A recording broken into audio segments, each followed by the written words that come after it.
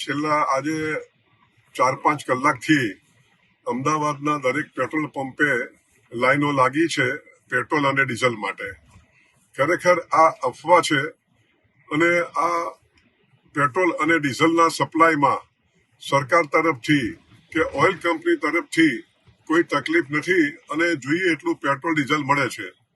અમને સરકાર તરફથી કે ઓઇલ કંપની તરફથી કોઈ એવા આદેશો અમને નથી મળ્યા કે પેટ્રોલ અને ડીઝલ તમારે ઓછા પ્રમાણમાં વેચવાનું.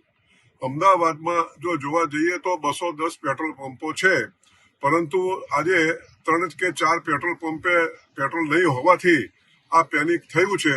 માટે હું પ્રજાને વિનંતી કરું છું કે આવી કોઈ અફવાઓ માનશો નહીં અને આપને જોઈએ એટલું પેટ્રોલ અને ડીઝલ મળવાનું છે.